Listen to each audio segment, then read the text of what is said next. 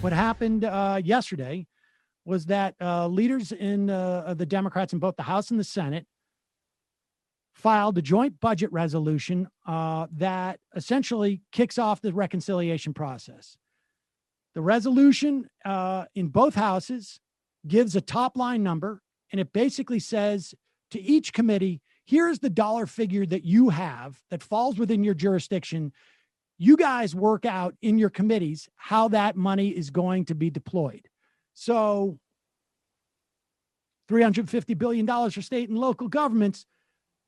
There's a committee that will oversee that and figure out how that money is distributed. Right. Maybe the education committee will deal with reopening schools. Maybe the health committee will deal with how you deploy vaccination funds, et cetera, et cetera, et cetera. This is a process that's going to take a couple of weeks. That's why we've been hearing this vote probably won't happen until the beginning of March under reconciliation. So right now, this is free time for Biden to perform bipartisanship, because he thinks that that's important to him, right? And I just wanted to, because I don't know if we said the raw numbers on the show yet about this $618 billion Republican bill from the moderates compared to the $1.9 trillion bill that would be hopefully passed with 50 Democratic votes through reconciliation, right? So $1,400 payments, an unemployment extension of $400 per week. The Republican bill would only be September. Until September. The Republicans would keep it at $300 a week until March, and then just until March. Yes, $350 billion in state and local aid, which would not be in that moderate Republican bill at all. And that's key to helping us avoid the recession lasting longer. School and vaccine money. The vaccine money is basically identical in the Republican bill. And again, also the GOP checks would only be $1,000, and tens of millions of Americans would be cut off because they basically are trying to cut it off at $50,000 of income eligibility as opposed to the $75K for the $1,400 in Biden's bill. So this is insane. The gulf is immense. And so as long as Biden's bipartisan performance is just that, a performance, I will have zero issues with him, really, because that's still exceeding my expectations for him and his presidency at this point. Child tax credit, $120 billion in the Biden plan, zero in the Republicans' plan. Rental assistance, $35 billion in the Biden plan, zero in the Republican plan. Child care, $40 billion in Biden's plan, 20 in the Republican plan. There's more, but those are the big nutrition, public transport, veterans, and other policy changes, $140 billion in the Biden plan, zero in the Republican plan. There's a lot of this. And the further we can go on and hear about how the Republicans are just not interested for apparently no reason other than just because in providing support for the American public, that's a good thing. All right. Yeah. And Biden's plan is still not enough. It's still not enough. It's still not enough. Yeah. And it is, it remains to be seen if we're going to get more support as the year goes on in that second reconciliation bill. But I myself go for the get rid of the filibuster. This just in, apparently, Joe Manchin on Harris's interview in West Virginia. Quote, "There's no apologies needed. I mean, we're all in this. We understand that. It was a mistake. They made a mistake, and we understand.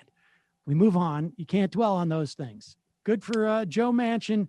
And I think, frankly, when the governor of his state came out and who's basically the mirror image of him on the Republican side, right? Like, he's a Democrat in name only, that Jim Justice is a Republican-ish. Like, they're both two sides of the same coin, basically teetering on the edge of the other's party.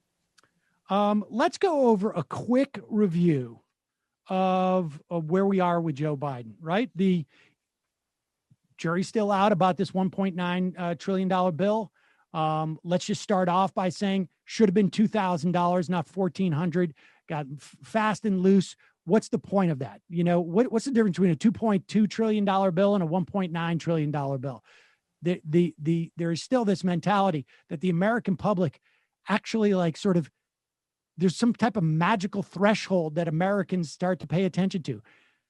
Nobody even remembers $3-4 trillion in March. Nobody. And nobody can actually outline how that money was spent. I'm talking about your average American on the street. And so these numbers are not as intimidating to the American public as apparently the politicos seem to think there is. $2,000 was just what was pitched. So you just do that. And look, I don't know what they think the downside of it could possibly be. We had the lowest rate of poverty in years upon years during those like 4 months in the wake of those payments. And what's wrong with that? But people don't feel like they have to go to work at jobs they don't like.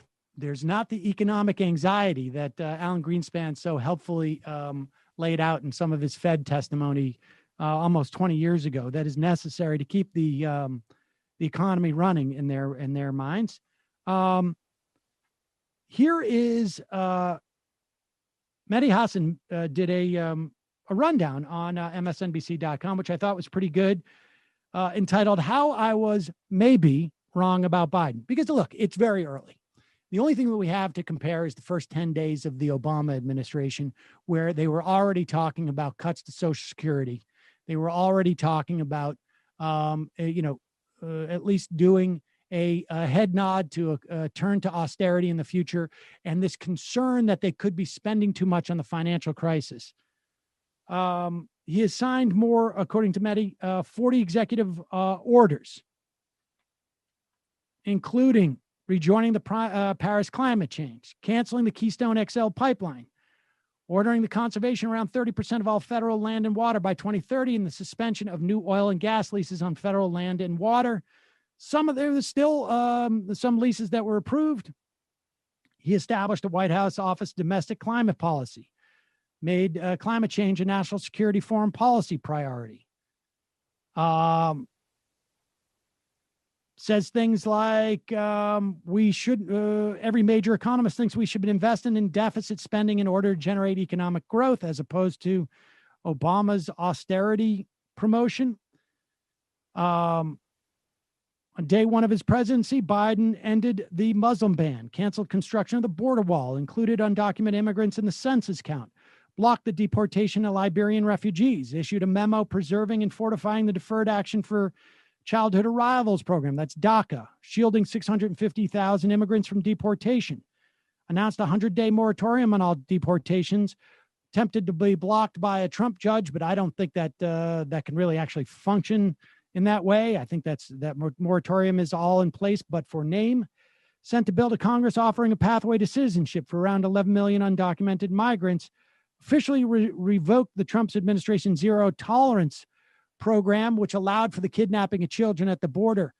Now, with that said, there's still, according to our friend Ronald Reagan, the immigration lawyer, calls into this program, has a podcast called Deconstructed. There's still a couple of executive orders that Trump issued dealing with visas that are no-brainers to be reversed and have yet to be reversed. And he himself, as a small immigration lawyer, has multiple clients who are stuck in Mexico because of this, who should be getting a green card. So understand that there's a lot of stuff that Joe Biden has done. There's a lot more he could do just within the realm of... And he's only suspending those contracts on federal lands for gas and drilling. He could cancel a lot of the ones that they rushed in at the end of the Trump era. Jury's still out on a lot of these things, but it's important that we have a perspective on this, both the good and the bad. Fortunately, nothing ugly quite yet. He rescinded the Trump administration's counterfactual 1776 commission. And the student debt thing is egregious, that we still have not canceled any student debt. That's an absolute abomination. He could do that with the stroke of a pen, and there's no reason for Biden not to do so. None whatsoever. Did order the federal contractors to feds to have a $15 minimum wage.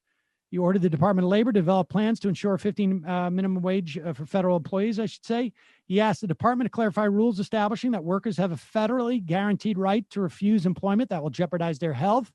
So you can't be forced to come in to work and you're still eligible for unemployment insurance. He has asked senators to recruit civil rights attorneys and defense lawyers for judgeships.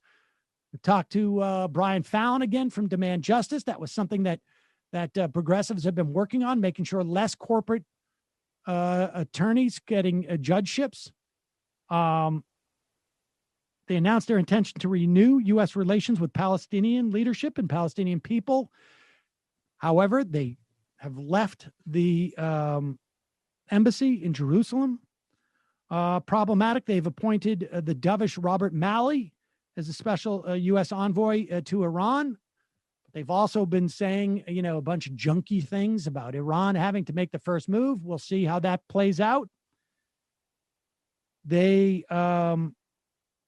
The Director of National Intelligence will release unclassified information on the killing of Jamal Khashoggi. Biden ordered a pause on weapon sales to Saudi Arabia and the UAE. We'll see how long that goes. There's plenty of other things he could be doing.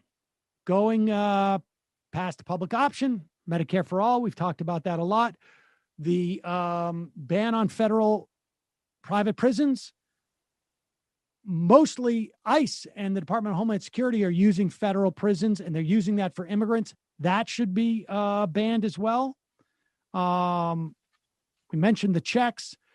There are some members of their administration. Today, Tom Vilsack is getting confirmed as Secretary of Agriculture. Horrible pick. That said, progressives are very happy about sort of like the second tier picks that will be staffing a lot of these agencies.